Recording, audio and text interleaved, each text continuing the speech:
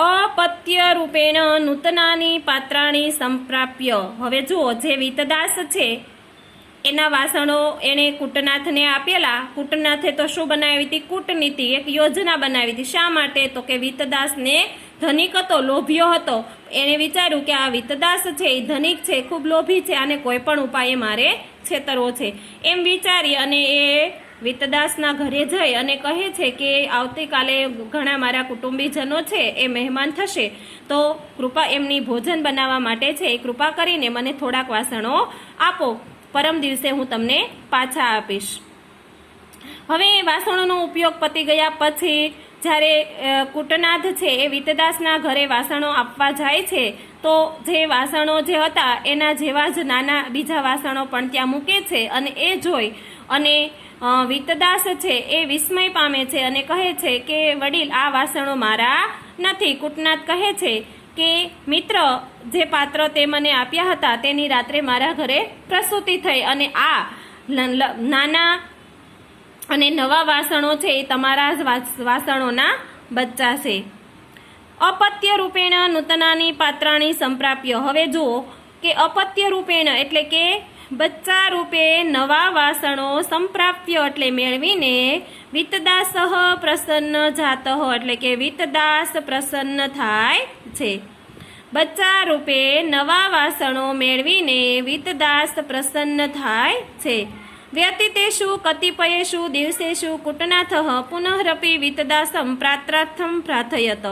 વ્યતીતેષુ એટલે કે વહી ગયેલા, કતિપયેષુ એટલે કેટલાક, દિવસેષુ એટલે દિવસો પછી, કૂટનાથઃ એટલે કૂટનાથ, પુનઃરપી એટલે ફરી વખત, વીતદાસમ પાત્રાર્થમ પ્રાર્થયત એટલે કે વીતદાસને વાસણો આપવા માટેનું કહે છે।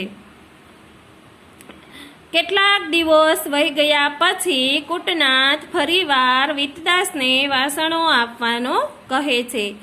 પ્રદદેભ્ય પાત્રેભ્ય અપી અધિકાનામ પાત્રાણામ લાભો ભવિષ્યતિ ઇતિ દુર્મત્યા પ્રેરિતો વીતદાસઃ તસ્મે સર્વાણી ઇષ્ટાની પાત્રાણી દત્તવાન। હવે જુઓ કૂટનીતિ હવે કામ કરશે। હવે પેલો તો વીતદાસ હતો એને તો લોભ જ હતો ને કે ગયા વખતે જે વાસણો મળ્યા હતા એના કરતાં વધારે વાસણો મને પ્રાપ્ત હવે થશે, એટલા માટે ફરી વખત કૂટનાથ છે એ થોડાક દિવસ વહી ગયા પછી પાછો એમના ઘરે છે એ વાસણો લેવા માટે જાય છે। હવે પછી શું વિચારે છે તો કે પાત્રેભ્ય અપી અધિકાનમ એટલે કે વાસણો કરતાં પણ વધારે વાસણો છે એનો લાભ થશે એમ દુર્મતિથી પ્રેરાઈને વીતદાસ તેને બધા જ વાસણો આપી દે છે અથવા તો આપે છે। વ્યતીતેપી એક માસે યદા કૂટનાથ પાત્રાણી ન પ્રત્યપ્રતિવાત। વ્યતીતે અપી એટલે વહી ગયેલા, એક માસે એટલે એક માસ વહી ગયો છતાં જ્યારે કૂટનાથ પાત્રાણી એટલે કે વાસણો ન પ્રત્યપિવાત એટલે કે પાછા આપતો નથી ત્યારે ચિંતામપન એટલે કે ચિંતાવાળો બનેલો વીતદાસ કૂટનાથમ ગૃહમ ગત્વા એટલે કૂટનાથના ઘરે જઈને સ્વીકીયાની પાત્રાણી એટલે કે પોતાના વાસણોની માગણી કરે છે। હવે જુઓ પેલા તો તરત જ પરમ દિવસે જેવો પાત્રનો ઉપયોગ પતી ગયો એટલે વાસણોની સાથે બીજા વાસણો પણ એને આપ્યા હતા, પણ હવે તો 1 મહિનો વહી ગયો છતાં કૂટનાથ છે એના વાસણો પાછા આપવા જતો નથી। ત્યારે ચિંતા વાળો બનેલો વીતદાસ કૂટનાથના ઘરે જાય છે અને પોતાના વાસણોની માગણી કરે છે। કૂટનાથ સ્વશોકમ અકથયત કૂટનાથ શોક સાથે કહે છે ભવતઃ સર્વાણી પાત્રાણી મૃતાની તમારા બધા જ વાસણો મૃત્યુ પામ્યા છે। વીતદાસઃ કોપાવિષ્ટ સન્ન અકથયત વીતદાસ ગુસ્સાની સાથે તેને કહે છે એવમ કથમ ભવેત આવું કઈ રીતે બને। ભો વચ્ચકઃ તું લુચ્ચો છે। ત્વમ મિથ્યા મિથ્યા એટલે જૂઠું, વદસી એટલે બોલે છે, તું ખોટું બોલે છે। નિર્જીવાનામ પાત્રાણામ મરણમ કથમ સંભવતી નિર્જીવ પાત્રનો મરણ કઈ રીતે સંભવ છે। કૂટનાથ ધૈર્ય અવલંબ્ય ધૈર્ય એટલે ધીરજ, અવલંબ્ય એટલે ધારણ કરીને, કૂટનાથ ધીરજ ધારણ કરીને શાંતમ વચસા અવદત શાંત વચનથી કહે છે મહોદય યદિ પાત્રાણામ જન્મમ ભવતી તહિ તેષામ મરણમ અપી ભવતી. યદિ એટલે કે જો પાત્રોનો જન્મ ભવતી એટલે કે જન્મ થાય છે, તહિ તેષામ તો તેમનું મરણ પણ થાય છે.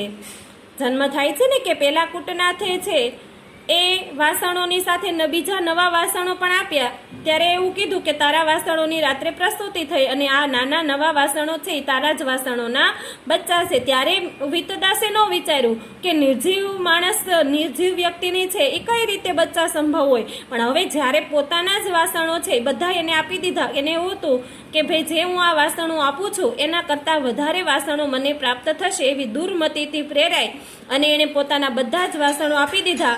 છતાં પણ 1 મહિનો સુધી છે એ વાસણો પાછા આપવા માટે છે એ જતો નથી. ત્યારે એ વાસણો છે એ હવે શું કહે છે કે તારા વાસણો છે એ બધા જે નિર્જીવ મૃત્યુ પામ્યા છે એવું કીધું. એટલે એવું કીધું કે નિર્જીવ વાસણો છે એનું મરણ કઈ રીતે સંભવ થાય. તો કૂટનાથે છે એ ધીરજ ધારણ કરી અને શાંત વચનથી છે એ કહે છે કે મહોદય, જો પાત્રનો જન્મ થાય તો તેમનું મરણ પણ થાય છે. જો પાત્ર જન્મ થયો હતો ને તો એમનું મૃત્યુ પણ થાય છે. પૂર્વે જાતાની પાત્રાણી ભવત ગૃહે વિલસંતી. પહેલા જે પાત્રનો જન્મ થયો હતો તે તમારા ઘરે છે એ શોભે છે. યાની પાત્રાણી ભવભથી દત્તાની તાની મમ ગૃહે મૃતાની. કે જે વાસણો તમે મને આપ્યા હતા તેનો મારા ઘરે મૃત્યુ થયું છે. શું કીધું કે પહેલાં તમે જે વાસણોનો જો જન્મ થાય છે તો તેમનું મૃત્યુ પણ થઈ શકે, અને પહેલાં જે તમે મને વાસણો આપ્યા હતા તે તમારા ઘરે છે એ શોભે છે. જે વાસણોનો જન્મ થયો હતો તે વાસણો છે એ મારા ઘરે શોભે છે, અને જે પાત્રો તમે મને આપ્યા હતા તેનું મારા ઘરે રાત્રે મૃત્યુ પામ્યા છે. તત્ર અહમ કિમ કર્તુમ સમર્થ. એમાં હું શું કરી શકું. પશ્ય, જો જન્મ ભવતી પાત્રાણમ મરણમ સંશયમ કથમ. જો પાત્રનો જન્મ થાય છે તો તેનું મરણ પણ થાય છે. ન સંશયમ કથમ, એમાં શંકા કેવી. જગતી યત સમ ઉત્પન્નમ નશ્યતિ સર્વથા ધ્રુવમ. જગતી એટલે જગતમાં, યત એટલે જે ઉત્પન્ન થાય છે તે સર્વથા એટલે કે હંમેશા નાશ થાય ચોક્કસ. ધ્રુવમ એટલે ચોક્કસ, તે હંમેશા ચોક્કસ નાશ પામે છે. તો અહીંયા આ પાઠની અંદર છે એ આપણે જોયું કે વિતદાસ છે એ ધનનો ખૂબ લોભી હતો, છતાં પણ કૂટનાથ છે એને કૂટનીતિ દ્વારા છે એક યોજના બનાવી અને ધનના લોભી વિતદાસ છે એમને એ છેતરે છે. તો અહીંયા આ પાઠ છે એ આપણે એના દ્વારા સમજ્યું કે લોભ છે એ પાપનું કારણ છે. કારણ કે અહીંયા વિતદાસે એક વખત વાસણો કરતાં પણ વધારે વાસણો મળ્યા અને એના લોભથી છે એ બીજી વખત જ્યારે કૂટનાથ વાસણો લેવા આવે છે ત્યારે બધા જ વાસણો લોભને લીધે આપી દે છે. પરંતુ કૂટનાથ તો શું હતું, કૂટનીતિ દ્વારા એને છેતરવા માંગતો હતો, એટલે પાછા એને બધા વાસણો પાછા લઈ લીધા અને પાછા આપ્યા નહીં. તો અહીંયા આ પાઠનો છે એ જે સાર છે એ આપણે સમજી લીધો. હવે આવતા વિડીયોની અંદર છે એ આપણે વ્યાકરણનું કૃદંત પ્રકરણ છે એ આપણે જોઈશું.